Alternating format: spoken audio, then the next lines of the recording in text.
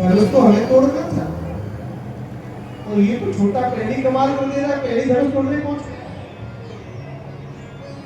अरे तोड़ना तो हमको ही। विश्वामित्र जी ने देखा राम जी की ओर, राम ने लक्ष्मण की ओर देखा, लक्ष्मण ने कहा, राम जी ने कहा लक्ष्मण से, लक्ष्मण थोड़ा धैर्य। और जैसे ही रघुपति जी ने देखा, राम जी ने देखा, रघुनाथ जी ने देखा, लक्ष्मण को समझाया, इशारा किया, इधर आ जाओ। जैसे इशारा किया, इधर आ जाओ, कम हियर, आपको नहीं तोड़ना है, तोड़ना हमको है, अभी थोड़ा देर।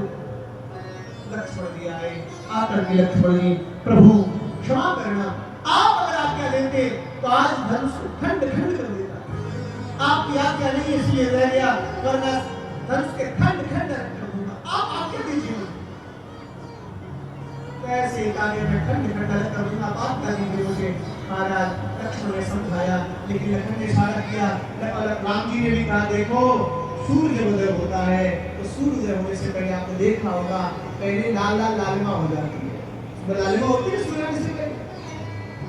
बाबा कह रहे हैं मानस भैया रघुकुल का सूर्योदय होने वाला है, उससे पहले लक्ष्मण ने जाकर के अपनी लालिमा को प्रकट कर दिया है, लालिमा प्रकट की है। और लालिमा को जब लक्ष्मण ने प्रकट किया, वर्णन आता है महाराज कृपा की घटना हो गई है, सामने खड़े हुए।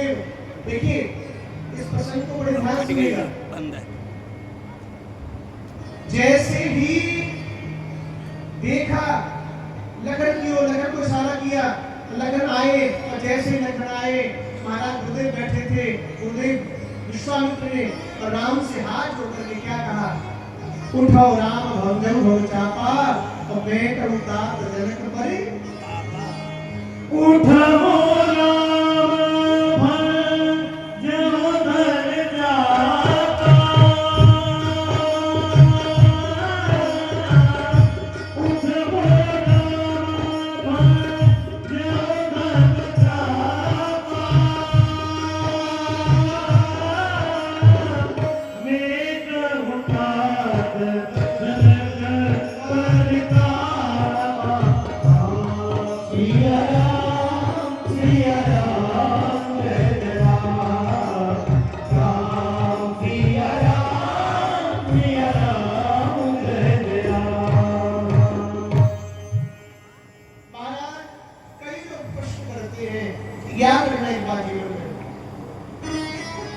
जैसे ही विश्वामित्र जी ने कहा कि उठो राम भंजन भव चापा, कई विद्वान कहते हैं कि आप गुरुदेव पहले आज्ञा नहीं कर सकते थे, इतना नाटक करवाने की जरूरत क्या थी? भाई जो आज्ञा विश्वामित्र जी ने अब दी है, ये आधा घंटा पहले दे देते। खामा जन्मजीव को दिलवाया, लक्ष्मण से असंत करवाया, क्या जरूरत थी? मानस की प्रत्येक कथा में कोई न कोई गहराई है, नहीं है। आपको याद होगा धनुष यज्ञ में सब आए थे, लेकिन रावण नहीं आया। रावण आया था? आया था? कौन गया था? आयो ना, आयो। कुसुंडी रामायण में और वाल्मीकि रामायण में ऐसा वर्णन है, कई लोग ऐसा मानते हैं, लेकिन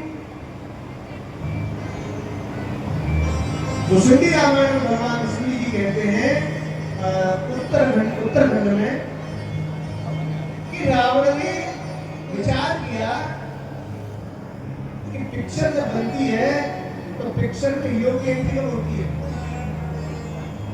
कब होती है? पिक्चर बनाते हैं डायरेक्टर, हीरो की एंट्री कब होती है? तो बहुत कोई क्लाइमेक्स सीन होगा, बहुत बड़ा सीन होगा। तो रावण ने विचार किया कि मैं ऐसी जाकर सभा में बैठ गया तो लोग क्या कहेंगे, बेइज्जत क्या करेंगे? जब सारे राजा हार जाएंगे, कोई धनुष को नहीं उठा पाएगा, तब मैं जाऊंगा, तो मेरा नाम है। रावण के तो चेले हैं जिनका नाम है राहु और केतु। कुछ लोग कहते हैं ज्योतिष को अगर सही फल किया जाए तो ज्योतिष बड़ी प्रभावशाली है। रावण ने अपने दो चेले भेजे जिनका नाम है राहु और केतु, दोनों से कहा कि कि राहु से कहा कि तू सीधे कोने पर बैठ जाना, केतु से कहा तू उल्टे कोने पर बैठ जाना। जितने भी राजा धनुष उठाने आए, कोई भी राजा धनुष उठा नहीं पाए। पकड़ कर बैठ जाओ। आप कल्पना करिए, जीवन पर राहु और केतु आते ना, अच्छे अच्छों की बुद्धि खराब कर देते, अच्छे अच्छे विद्वान, अच्छे अच्छे महर्षियों को उन्होंने पागल बना दिया। राहु हमारे मरते हुए दोनों कोने पर राहु और केतु विराजे हैं, और दोनों केतु राहु और केतु जब बैठे थे, रावण ने कहा था जितने भी राजा आए, कोई भी राजा इस धनुष को नहीं उठा पाए। तो जब सारे राजा हाथ करके थक करके बैठ जाएं, तो राहु और केतु से कहा कि तुम दोनों चल कर के आना और मुझे बताना, तुम्हारा सब हाथ चुके हैं, अब कोई शेष नहीं है, अब मैं दशानन, मैं लंकेश आऊंगा और आकर के धनुष को उठाऊंगा, मुझे बताना करके। तो जो लोग ये प्रश्न करते हैं कि विश्वामित्र जी ने पहले आज्ञा क्यों नहीं दी, तो ध्यान रखना, जब तक राजा धनुष उठा रहे थे, राहु और केतु दोनों कोने पर बैठे हुए थे और वो धनुष को उठने नहीं दे रहे थे।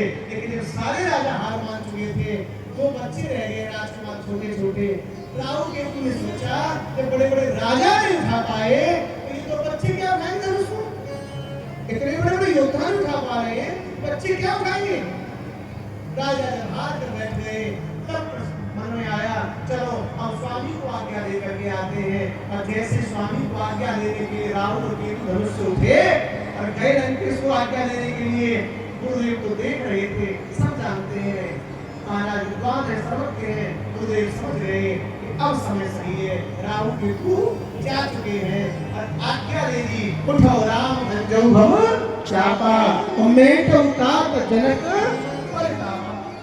राम खड़े हो जाओ, जैसे ही कहा राम खड़े हो जाओ, राम जी खड़े हुए, और जैसे ही राम जी खड़े हुए, बंधुओं वर्णन आता है, राम ने खड़े होकर के सबसे पहले गुरुदेव को प्रणाम किया, और जैसे ही गुरुदेव को प्रणाम किया, गुरुदेव ने आज्ञा दी, आगे बढ़े, सभी राजाओं को हाथ जोड़ के प्रणाम किया है, आगे बढ़े। महाराज सुनैना के मन में बड़ी चिंता हो गई। सुनैना ने कहे राम देखो तो सही, सब इतने बड़े बड़े राजा बैठे हैं, इतने बड़े लोग बैठे हैं, लेकिन उनकी समझ में नहीं आ रहा, एक छोटा सा बेटा राजकुमार है, और इसके द्वारा इस धनुष को उठाने का प्रयास कर रहे हैं। तेज अवंत लघुवन ही नरानी। महाराज जैसी सुनैना चिंता तो हुई, हे भगवान ये क्या करने जा रहे हैं, ये छोटा सा बालक। हाथ जोड़ करके पसी सुनैना की दासी ने कहा, रानी महारानी एक बात ध्यान रखना, जीवन में तेज वंत को छोटा नहीं समझना चाहिए। आप विचार करिएगा, 20 किलो बालू मैंने आपको ला के दे दी, कितनी 20 किलो बालू, और उसमें 5 किलो चीनी मिला दी, कोई है जो निकाल दे इसको? मिल सकता है? 20 किलो बालू में अगर 5 किलो चीनी मिला दी जाए, हाथी से कहो बीन दे, शेर से कहो बीन दे, आदमी से कहो बीन दे, मशीन से कहो बीन, कोई नहीं बीन पाएगा। लेकिन है एक आदमी जो बीन सकता है, कौन? सेठी बीन सकती है कि नहीं? तो महारानी सुनैना से कहा दासी ने, तेज अवंत लघुवन ही नरानी, रानी तेज वंतों को छोटा नहीं समझना चाहिए, बड़ा नहीं समझना चाहिए। आप विचार मत करिए, विश्वास करिए। जनकपुर की जितनी नारियां हैं, भगवान से प्रार्थना कर रही है, प्रभु ये धनुष रात्रि से हो जाए, हल्का हो जाए। क्यों? अगर ये धनुष राम जी से हो गया तो राम जी बार बार सिया जी को लेने आते रहेंगे, और सिया जी जब लेने राम जी आएंगे तो कम से कम हमें दर्शन हो जाएगा नहीं, साल 2 साल में। जानकी जी कह रही है, ये गौरा भैया मैंने आपकी पूजन किया है, आपका स्मरण किया है, आपको पूरा जीवन पर्यंत कृपा करना, ये धनुष हल्का हो जाए, मेरे जीवन का सारा पुण्य ले लेना, लेकिन ये मुझे पति रूप में मिल जाए। मन ही मन मनाव अगुणानी,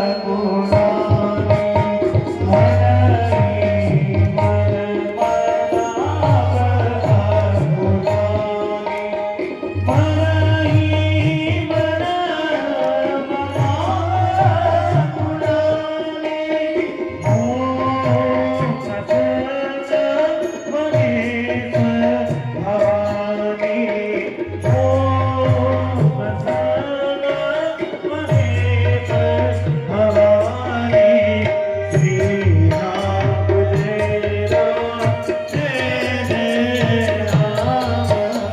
श्री राम राम जय जय राम। महाराज जैसे ही राम जी आगे बढ़ रहे, जानकी जी की महाराज सांसें तेज होती जा रही। जानकी जी कह रही, हे भवानी, हे भैया रक्षा करना, गड़बड़ नहीं हो जाए। और जानकी जी को चिंता क्यों हो रही है? क्यों? कल बाग में देखा था, पुष्प चयन कर रहे थे तो पसीना आ रहा था इनको। जिस आदमी को फूल तोड़ने में पसीना आ रहा हो, तो भगवान शिव के धनुष विनाश को कैसे तोड़ेगा? कैसे तोड़ेगा? ये विचार करके जानकी महाराज अंदर ही अंदर भवानी को मना रही है, माँ हे जगत जननी कृपा करना, ये बिना टूट जाए, नहीं टूटा मामला बिगड़ जाएगा। और का वर्षा जब कृषि सुखानी, माँ अगर आज कृपा नहीं की, जीवन भर कृपा करती रहना, उससे क्या होगा? महाराज जानकी को भगवान श्री राम ने देखा और देख करके सारा किया।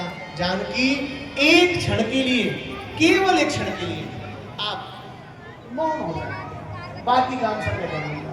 जैसे कहा महाराज, सुने जाने धरती मैया से, कारी मैया ये भूमिजा है, आप इस पर कृपा कर देना, इस धनुष को इतना हल्का कर दो, जो भार है उसे आप ग्रहण कर लो मैया। और भूमि की बेटी आज स्वयंवर हो जाए, ऐसी आप कृपा करिए। सभी लोग मन ही मन मना रहे हैं, कैसे भी धनुष उठ जाए। बंधु, दिग्पाल, काल, विकाल सब लोग देख रहे हैं। महाराज लक्ष्मण जी समझ गए, भगवान जब धनुष को उठाएंगे टंकार होगी, महाराज पृथ्वी का प्रलय हो सकता है।